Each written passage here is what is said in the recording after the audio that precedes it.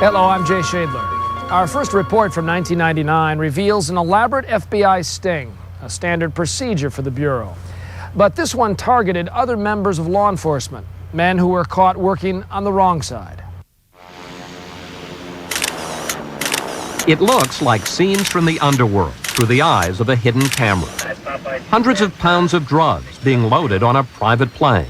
Big payoffs in envelopes filled with cash. Even an induction into a mob crime family. Repeat after me. This family comes before everything. This family comes before everything. I will accept death for the family. I will accept death for the family. But the men running this operation aren't the mafia, they're FBI agents. And the people they're investigating are Cleveland area law enforcement officers. On the take. Let me get 100 to start, so I owe you $1,400. Over 15 months, some 44 cops and corrections officers were caught in the FBI sting. Some even showed up in uniform, riding in their police cruisers. The FBI says it's the biggest roundup of dirty police and jail guards anyone there can remember. What's happened now is the problem of drugs. The money involved in drugs has started to corrupt law enforcement. Tom Picard is in charge of FBI criminal investigations. He says an undercover agent was originally trying to penetrate the mob in Cleveland, but then found a new target. Cops and correction officers offering protection for a few $100s. Exactly. Selling a badge for a couple of $100s. An FBI agent posing as a mobster named Johnny Amico was working as a club manager. And one day he met a corrections officer moonlighting as a bouncer, a man named Michael Joy.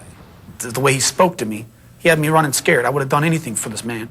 The FBI says the jail guard Joy offered to help the undercover agent he thought was mobster Johnny Amico, to provide law enforcement officers as security for the mob. I just recruited one or two guys, and then everybody else was domino effect. They brought this guy, and this guy brought this guy. And Amico started small, asking Joy and his buddies to move 24 illegal slot machines. 3 months later, Amico upped the ante, this time asking the officers to help move marijuana and cocaine. This isn't slot machines anymore. We're talking about drugs. Yeah, but you can't back out. He made it very clear. And you thought if you crossed this guy... If I thought I crossed him, I would die. Like many of the men now in prison, former jail guard John Ivanish says he thought he was going to do legal security work. But after meeting Johnny Amico, he says he was trapped. So you're there in uniform. Mm-hmm. In uniform, providing security for this guy like he instructed us to. But you're a corrections officer. I'm a human being first. Anytime you threaten to kill me, I'm going to do what you say. Ivanish got $750 for his services that day, which he admits he spent. What else am I going to do with the money? Well, if this is so outrageous, if you're so unhappy, I don't know, give it to charity, do something. Oh, I went to church and made donations, but I'm not going to sit there and say, well, the money is no good, I'm going to throw it away. I paid bills like anybody else. You work for the money. Exactly. Michael Joy also worked that job, and he was armed. You were there to protect the Yes, drug sir. deal. Yes, sir. What if the cops had shown up? I don't know what I would have done. You as a corrections officer there to protect a drug deal and drug dealers from the police. I don't know what to tell you. These guys were drawn into this thing and went willingly and over again. Reporter Ted Hart from ABC affiliate Channel 5 in Cleveland was the first newsman to get his hands on the FBI tapes. He says the officers weren't shaking with fear, but laughing and joking. He says the video shocked the community. We've had cases where cops have looked the other way, and it's been gambling or prostitution. This was drugs, and they didn't just look the other way. They were part of it. They were hands-on. So far, Amico had 10 corrections officers working for him. But now he heard some police officers might also want in on the deal. Cops like Freddie Cody Jr. from East Cleveland. Why'd you become a policeman? I had always wanted to help fight crime and stop all the violence that was happening in that city. But when Amico asked him to provide security for a cocaine deal, Cody and his partner did it, coming to this restaurant to make sure it went off without a hitch. You showed up in uniform. Yes, we were on duty at the time. We had took our lunch break and went over there. You were providing security for a drug deal on your lunch break? That's what we were doing. That's what I was told to do. And he didn't leave without his money. That's Johnny Amico standing next to Cody's police cruiser with a payoff in his back pocket. And he's handing you $2,000 each. Yeah. In your marked police cruiser. Right. It's not a pretty sight, but that was part of what he told us we had to do. Could there be a more complete violation of your badge than what you did there? I think that's as bad as it can get. But Cody didn't stop there. 3 weeks later, he was back in uniform, providing security for an even bigger job. The FBI's hidden camera caught him and another cop protecting a man they think is carrying 20 kilos of cocaine. It's really just white powder. Here, he met with policeman Michael Radicke, sitting on the left, the night before a job, to make sure he knew exactly what he was getting into. 25, you said? 25 kilos and... Of what? Flour? Yeah, 25 kilos of coke and Diamonds. diamonds. Then, Amico always handed out a down payment. They just printed them. Oh, they smell nice. Thanks. They had the perfect opportunity to walk out. They had the perfect opportunity that night to go to see their chief. And they didn't. None of them did. The day after his payoff, Radicke showed how far these officers would go for their money. An honest cop sitting in a barber shop saw what he thought was a drug deal going down in a parking lot. He asked Radicke to detain Johnny Amico, who was in his red Mercedes. But watch as Radicke tries to help Amico escape, motioning for him to drive away. Amico was finally stopped and nothing was found in his car. But afterwards, Amico's men say he was furious. He was mad about it, said don't let it happen again if you know what's good for you. The cops and jail guards we spoke with say this was just one of many threats from Johnny Amico, which raises a question about this sting. Did the FBI go too far to get these guys? They orchestrated their whole entire thing by keeping me scared, by threats of my life. That's why I did what I had to do for them. When we return, these criminal cops are set up one last time.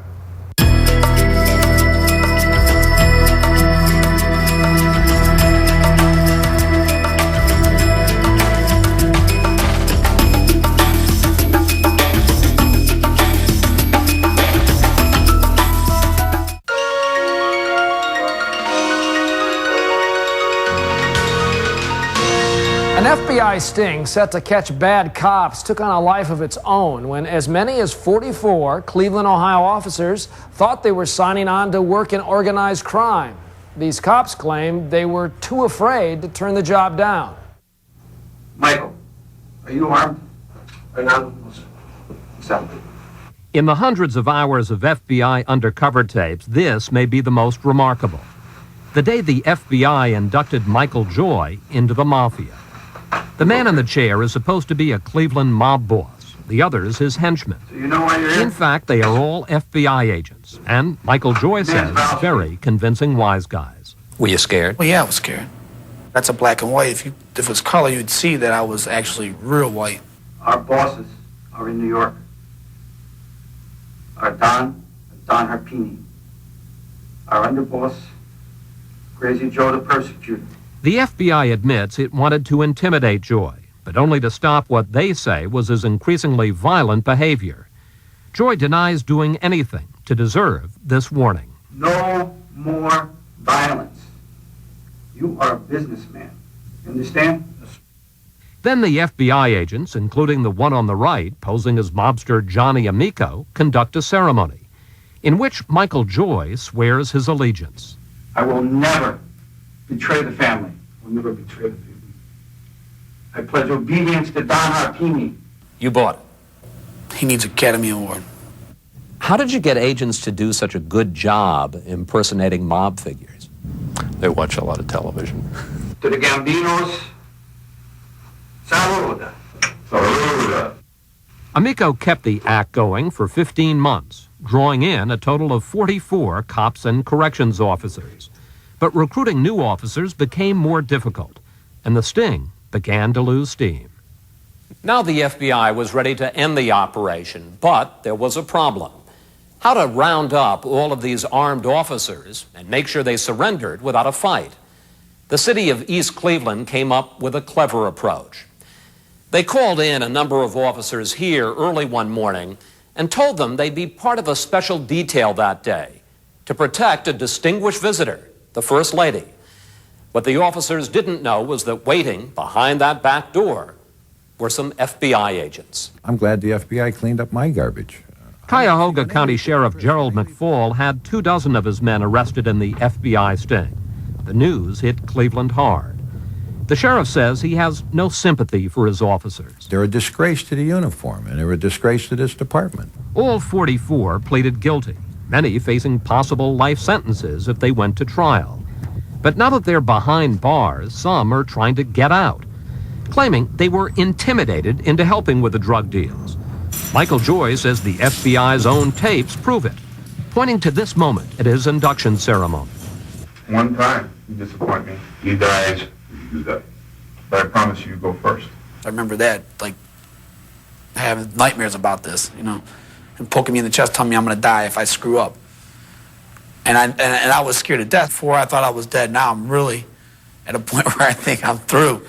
Freddie Cody Jr. says he was even more scared of Amico after this conversation, caught on audio tape. Say, one of my guys got cold feet. You know, they got cold feet and they didn't show up. The department be short one guy. I love all these guys like they're my brother. Guess what? The family be short by one. What did you take that to mean? That if we didn't show up, then we would be short, we'll be dead. Everybody show up the next day? Everybody showed up the next day. What they're saying is they were afraid if I back out, I'm going to get killed by the mob. These aren't private citizens saying that. These are people that we expect to risk their lives for the protection of the citizens, and they're saying they're afraid. Everyone's afraid, but they know what the right thing to do is. The cops and guards also have an excuse for why they didn't go back to their departments for help. They say they didn't know how high up the mafia's influence extended. So you're saying that you were afraid to go to the sheriff? Yes, sir. I was afraid because I thought maybe he was involved in it. I don't know who was involved in it. Well, what the hell do they think, that I'm the godfather here or what? You don't buy it, do you? Hell no. No way, Chris, no way. Sheriff McFall says what these officers should have been thinking about was how to bust Amico and the other mobsters. They would have been heroes, okay? They'd have got a pat on the back instead of a kick in the FBI officials say the officers have made up all these excuses now that they're in prison, but that during the sting, they were begging for business. They point to tapes like this, where Michael Joy pushes Amico to give him a bigger payoff. I figure everybody's gonna get 15 this time. You're not going to shoot me too? I ain't got it this time. Work me too, John. I'm telling you, I ain't got it this time. Scared? Intimidated? You sound like you're bargaining for more money. Shoot me too, John. We all thought we had to be tough guys for this guy. But you sure don't sound scared. I just want to know why he cut the pay. That's it. In fact, for all the talk about being scared, many of these officers often sound most concerned about the money. John Ivanish made close to $20,000 protecting what he thought was the mafia. And wait till you hear why he didn't refuse the payments. You don't betray the family. That's the bottom line. And the family is the Gambino crime family? Yes, sir. And you're not going to betray them? No, not with death threats on my family and myself. No, I'm not. A year after the FBI sting, there are some lingering questions. Why was it so easy to recruit 44 law enforcement officers?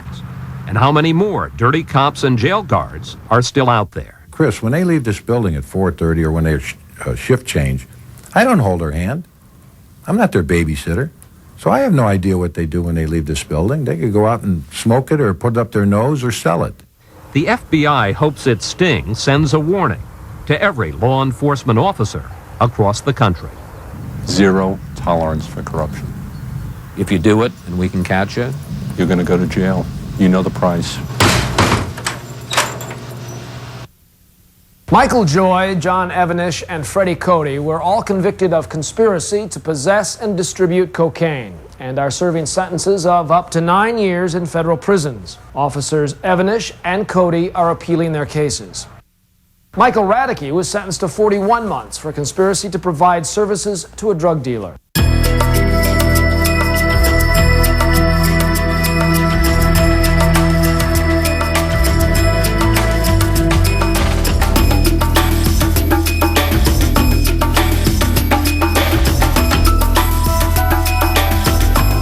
turn now to another instance of police wrongdoing.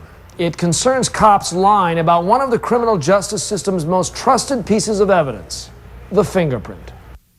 It was one of the most brutal murders in New York State history. In 1989, salesman Tony Harris, his wife, son, and daughter were blindfolded, shot, and set on fire. The big break in the case came when New York State Trooper David Harding claimed to have found the most damning evidence. This is a gas can that was in the living room of the Harris residence the day I arrived. This is also the gas can I examined that same day, and also the same gas can that I lifted the fingerprints from. The fingerprints were those of Shirley King. They were the only solid evidence linking her to the murder scene. She was the main suspect the police had when she was found using credit cards stolen from the murdered family. King was convicted of arson and burglary, but then came a startling revelation. Trooper Harding had lied.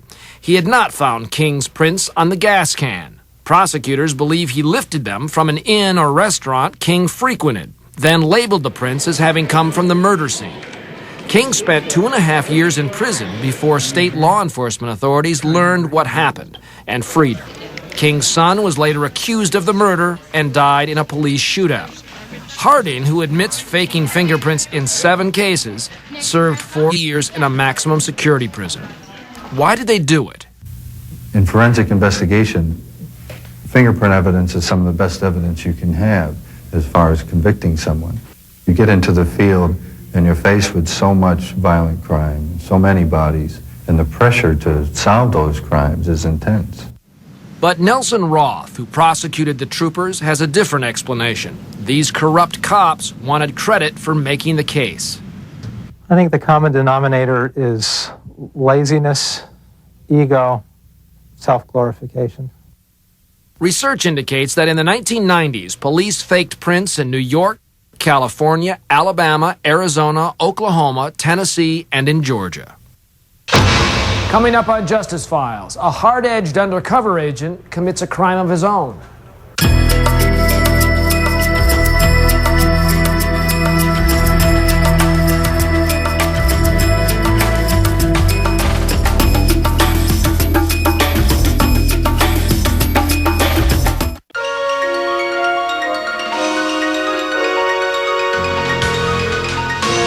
Our next report from 2000 portrays the high-risk life of a drug enforcement agent and the inherent stress that would lead to a life of alcoholism. When he shot at a fellow agent, was he responsible, or did the agency give him a license to kill? Sean Edmund Curl, December the 12th, 1997. It was the hardest thing that I've ever endured, to be told that he'd no longer be coming home. Drug enforcement agent Sean Curl, a 42-year-old father of 2 children, died on a night that wasn't supposed to be remotely dangerous. I fell asleep and I woke up about 3:30, paged him, and there was no answer. And I knew then that something terrible was wrong. Kathy Curl's fears were soon realized. About 5 in the morning, they knocked on the door and they told me what had happened, and it was devastating. Agent Sean Curl had been found dead in his government car, but this was no accident. Inexplicably, Curl had been shot 6 times, the bullet casing still on the floor, not by some drug dealer, but by one of Sean Curl's fellow agents, who had become so drunk at the Christmas parties that Curl was driving him home. I don't know what went wrong in that car. There's only one person that can answer that question. That person is now in prison, Sean Curl's former partner. I still don't know that I shot Sean Curl. His name is Dick Fichetti, once a star agent in the war on drugs, but who it also turns out had a long record of drunkenness and violence, unchecked and kept quiet by the DEA until he finally killed one of his own. You would be drunk with a gun and a badge?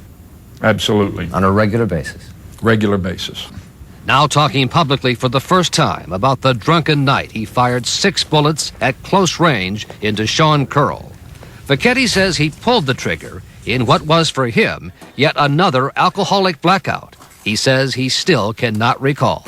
If you read the reports and you've got any kind of sense in your head, you know I shot Sean Curl. As we sit here now, you don't disagree with that? I don't disagree with that. Had to be me. It's your gun? My gun, my bullets. I was the only one in the car, but I have no recollection of doing it. None? None. Not a glimmer, not a glimpse. Tall, bald, and all muscle, even in his 50s, Fichetti was known as the wild man around the DEA, an agency with a reputation for hard-charging, hard-drinking agents, where cowboys like Fichetti thrived. I'm doing helicopter assaults in the jungle. I'm running dope out of the Caicos and the Bahamas. Drunk? Drinking. And no one really cared? I was getting the packages through. We were destroying the laboratories. Over the years, Fichetti was responsible for the seizure of tens of thousands of pounds of cocaine, at a time when the amount of drugs seized, put on the table for big news conferences, was the way the bosses and Congress kept score. If you brought the product in, that is, put the powder on the table, whatever else you did was accepted. And then we went down to a bar, and the bosses would come along, and we'd have a few drinks in celebration. In fact, DEA documents, going back to the 1970s, show a pattern of DEA bosses looking the other way, with Fichetti's drinking problem well known all the way to Washington. Everyone knew? Everyone knew. You had this problem? Yeah, for a long time. And the DEA also knew that Fichetti had killed before, with alcohol in his system and a DEA gun in his hand. It was at a waterfront restaurant in Philadelphia in 1987, 10 years before he would kill Sean Curl. He had to be there at least 11 hours. And it was 11 hours of drinking. Lou Ferretti says Fichetti was a regular in the restaurant, always drinking heavily. Ferretti's brother David was a cook at the restaurant. And when David Ferretti grabbed a knife in an argument with another cook, the manager asked Agent Fichetti to help break it up. He went and drew his gun, he saw my brother with a knife and said, life-threatening, bang, you're dead. Fichetti was not charged with any crime in the death of David Ferretti. You'd been drinking. Yes. You pulled your gun. I mean, you have to know you don't have the best judgment if you're under an influence of any substance. It certainly changes your judgment. Yes. So as you sit here now, it was certainly a red flag, yes. But the DEA helped Fichetti defend a lawsuit brought by Ferretti's family and took no other action other than to send a counselor to make sure Fichetti wasn't too traumatized by the event. He wanted to know if I was going to be able to pull the trigger again if I had to. And to be honest with you, we finished the evening up with a couple of drinks. But did he raise the question with you at all about the combination of drinking and a weapon? Sir, he did not. It's a license to kill. And they more or less licensed him by allowing it to go on. In fact, Fichetti was soon rewarded with coveted overseas assignments, ending up in Panama, where, as an undercover agent, the DEA not only ignored, but helped pay for his life of drinking. I don't think you could drink any more than I was drinking. The Fichetti case has turned into a huge embarrassment for the DEA, the lead agency in the federal government's war on drugs. The American ambassador ordered Fichetti out of Panama to never return, and the DEA finally put Fichetti into an alcoholic recovery program. Despite a prognosis described by doctors as guarded, the DEA official in charge of the Employee Assistance Program returned Fichetti to duty just a few months later with no restrictions, none, meaning Fichetti got his badge and his gun back. That was a mistake? I think it was a mistake. Bill Simpkins, an assistant administrator of the DEA, was given the unenviable assignment of speaking for the agency. I think I'm admitting in behalf of the agency, I think we did make some mistakes. Clearly, we made some mistakes. Should his gun have been taken away? I think it should have. Do you wish they had taken your gun away? Ooh, yes, many times. But it wasn't, and a year and a half later, Dick Fichetti was being driven home by Sean Curl.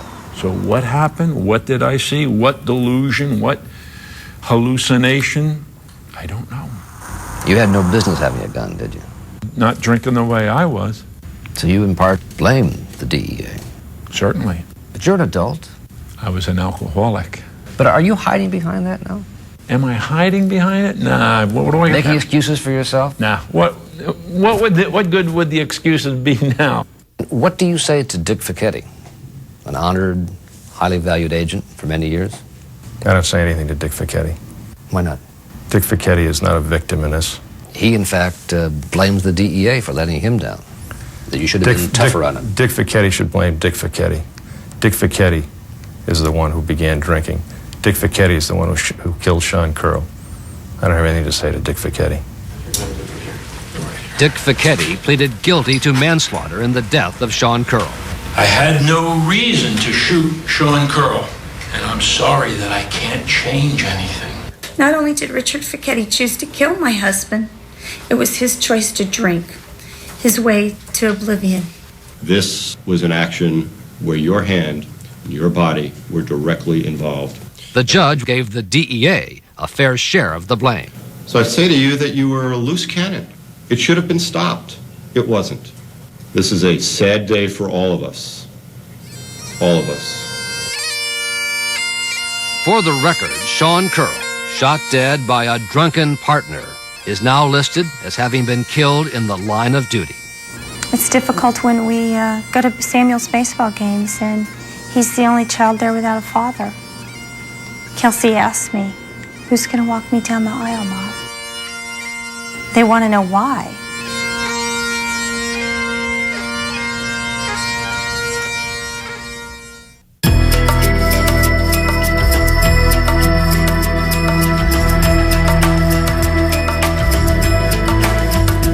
Combating illegal activity in law enforcement begins with a strict screening process. Police departments try to identify potentially bad cops before the damage is done. Police departments across the country say that one way to avoid potentially bad cops is standardized psychological testing.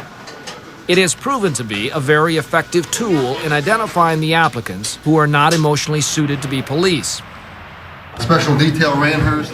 Almost 50,000 officers hired in the U.S. every year will take psychological tests before they get the job. Probably no other profession or occupation is screened as carefully as weapon-carrying law enforcement officers are. Here's how the screening works. This man is applying to be a policeman in the Chicago suburbs. It's a questionnaire containing 241 agree and disagree statements.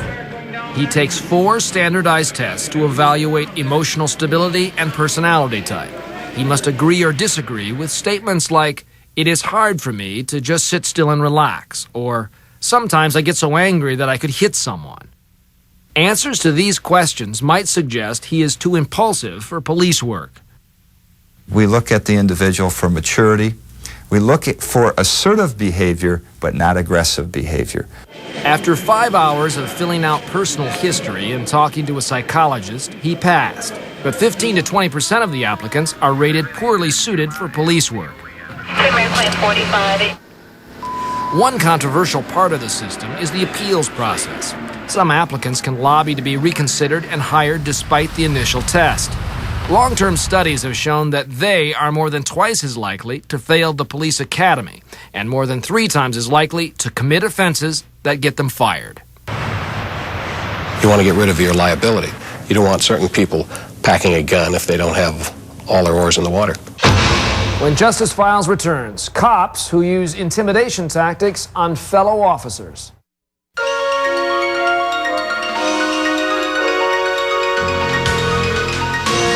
This report from 1999 introduces 2 policemen in different regions of New York, both of whom loved their jobs. But that changed, they say, when fellow officers started to physically and mentally abuse them when word got out that they were gay. For thousands of young men and women across the country each year, the day they are sworn in as police officers is the day they begin living their dream. Tell me about graduation day. It was a big day. All my family was there. I thought I was going to make a career out of being a police officer. And that I will faithfully discharge the duties. You feel very proud. A police officer in the city of New York. Joe Barato from Queens, New York, and Jim Quinn from Long Island wanted to be cops more than anything else. What was your image of a cop when you were a kid? Someone you're supposed to be able to turn to if there's a problem, if you need help. They were the good guys, you know. Both men say that first year in uniform was everything they'd imagined. It was the greatest year of my life, probably. What was the work that you liked? I liked working with people. There were times when you help deliver a baby or you save somebody's life. Maybe somebody dies and you do a little CPR and you find out the next day that he made it. You liked being Officer Quinn. This really was an important part of your life. Yeah. But Jim Quinn's high hopes were dashed on July 4th, 1987, the day he says his fellow officers in the Nassau County Police Department found out he was gay. I always felt that as long as you do your job and you do it well, that nothing else matters. And I was wrong. Quinn wasn't there that Independence Day when his colleagues pulled up to a parked car and found an assistant district attorney having sex with another man. Quinn says the attorney, perhaps in an attempt to avoid arrest, told the cops they had a gay man in their own force, Jim Quinn. When I came back from my weekend, no one would talk to me. I would walk in a room and they'd walk away. Just cold shoulder, total.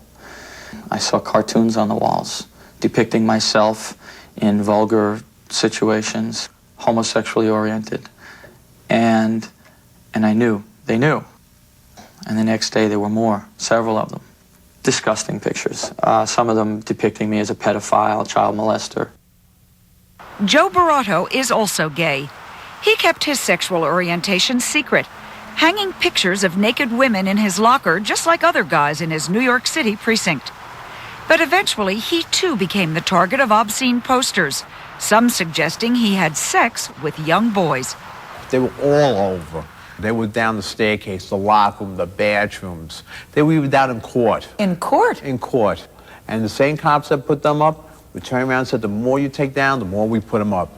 Like out-of-control schoolboys, Barato says the officers in his squad would put crazy glue on his locks, slice up his uniforms, scroll crude comments on the police cruiser. Do you think that was a source of entertainment for them? They enjoyed it. They loved it. You could have seen it in their eyes. They got off on it. I'd bring someone in for an arrest and they'd yell from the desk, you're going to do a cavity search on this guy or what, you know? On one day I got in my patrol car and I found a nightstick and it had the words engraved, P.O. Quinn's dildo. What was it like for you to go through that? Living hell. Joe Barato says his harassment turned physical. Colleagues, including his partner, locked him to the steering wheel of his police car, using his own handcuffs. And Joe came to dread the end of his 4 to midnight shift and the ominous sound of nightsticks on metal. He says everyone in the precinct knew that meant Barato was about to be thrown into his locker. They had a chant with their nightstick. It was like a tune. They would pound on the locker, and then one cop would start, two. Before you know, you had 15, 20 cops pounding. And then they would just get louder and louder until they were right by my locker. And they would just, a whole group of them would just grab me and just fling me right into the locker. Did anyone support you in all of this? Anyone step forward? No, nobody did. Did you complain about it? Sure, I complained to supervisors. I didn't even have to go up and tell them. It was done blatantly in front of them. And they didn't do anything. They just closed their eyes and their ears and walked away. That attitude has often been explained by the special code of this tight-knit world, the so-called blue wall of silence. That's where cops, they don't rat on each other. Whatever happens, it stays inside the station house, stays inside the precinct, the department. That's the reason why I never came out and never reported it. I didn't want to look like a rat. I didn't want to hurt anyone. In 1991, after 5 years of torment, Barato says he finally told his story to a union representative. But when he considered filing a complaint, the reaction was swift. They called me a rat. They even took a dead rat and put it on my locker. Did you complain to anyone? Did you ever go to a supervisor? I went to supervisors many times for different reasons, mostly about the supervisors that were harassing me. He says a superior officer in his own precinct threatened his life. I'm sitting at my desk, and the lieutenant walks in, and he just turns around and pulls out a knife and calls me a faggot and a queer, and he tells me he's going to kill me. And he said that he kills queers and homosexuals, and all faggots deserve to die, and he's going to kill me just like them. I almost committed suicide. I lost it. I couldn't sleep at night. I was throwing up, the sickness, I was shaking. I woke up one night and I actually thought I was going to do it. I actually thought I was going to blow my brains out. Joe Barato suffered a psychological breakdown. After 12 years of agony, he turned in his gun and was transferred to desk duty. He filed a lawsuit. Neither police department would talk to us about these cases because of the litigation. But in their answers to the lawsuits, both the NYPD and the Nassau County Police Department deny the allegations. You going to stay being a cop? Oh, yes, I love it. I'm not going to give it up. I'm not going to let them push me out. But the dream that drew him and so many others to the force has been tarnished. For Jim Quinn, it's been shattered. He has retired on disability and has moved away from Long Island, convinced that his former colleagues are still out to get him. Why do you think you have to hide? I just don't feel safe knowing that they know where I am. Did you ever think that the police force would do this to you? No, not at all.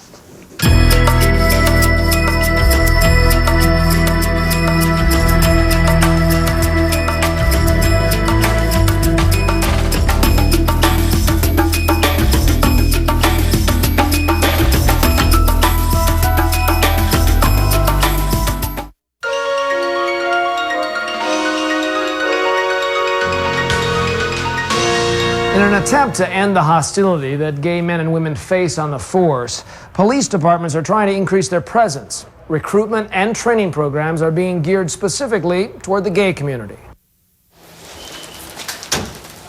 The psychology of cop homophobia has been studied by Dr. Herbert Nyberg. He has spent over 16 years as a police psychologist observing this very macho culture. There's a feeling that a homosexual officer is softer, is more right brain, is more touchy-feely, and is not going to do what they have to do when the time arises. That's very frightening. If you're not going to be there when I need you, then that's very frightening to me as a police officer. A number of police departments, including the NYPD, have instituted recruitment and training programs over the years. Some gay groups criticize those good intentions, saying they haven't had much of an impact in New York. By contrast, the Boston Police Department has made a number of gay cops feel perfectly comfortable. Officer Tim Hancock, having felt no discrimination on the job, was troubled by the stories of Jim Quinn and Joe Barato. That's tragic. Why does that happen? Because we let it happen. I think that time is changing. That time is passing. Officer Hancock became a policeman when another officer actively recruited him. Hancock continues that outreach. We are part of this city. We do belong here. This is the application, and this is a further information. You can leave those in plain view. I'd appreciate that. Okay, thanks. The last hour has focused largely on cops' misdeeds and questionable police conduct. But it's critical to acknowledge that the majority are upstanding and face extraordinary pressures every day. When Officer Marcus Kirkland made this unique video diary, he had been on Philadelphia's police force for 6 years. Being a police officer is the only job I know of that you can go to work. Something can happen that can completely destroy your life, can destroy the life of those around you and your livelihood, and come home to nothing and be locked up and put in a cell because you wanted to be safe and you wanted to take care of yourself or someone around you. What color was the gun you saw? I carry a Glock. Since I've been a police officer, I've probably joined it about 300 times. Of those times, probably about 150 times I've joined it and pointed it at someone. I can shoot 18 bullets, and I also carry a magazine that allows me to stop and do an empty magazine reload. Shooting 35 bullets, it would take no longer than probably about 15 seconds. After you stop, maybe there's someone on the side and they just saw what happened. They might say, wow, he didn't have to shoot 10 times or he didn't have to shoot 15 times. They don't know that that person has a gun, and if you shoot them one time and you don't hit them in a critical area, or you don't hit them and it doesn't stop the aggression, they can return fire, but one shot for them and you're gone. There are times when police officers use force and they're criticized in the paper. In times you sit back and you say, man, they just don't know. They just don't know what we're faced with.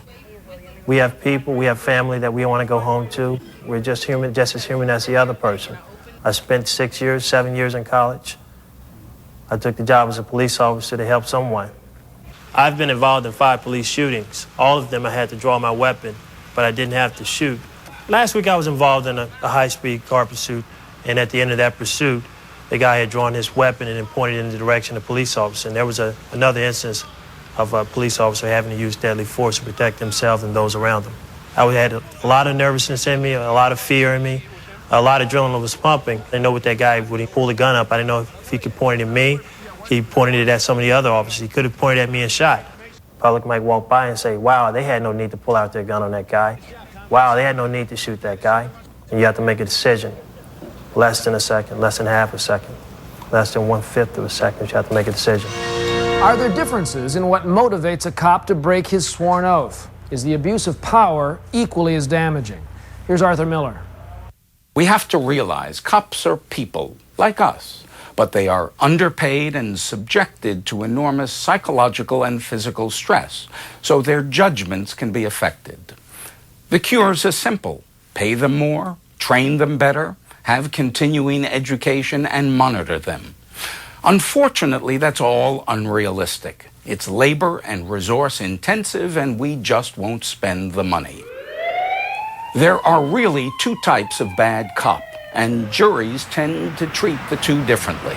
Sometimes there's been a terrible crime, and the police know they've got the right person. But they're deathly afraid there won't be a conviction because of slippery lawyers, weak judges, and deficiencies of scientific proof. That, unfortunately, leads to planted fingerprints or altered records.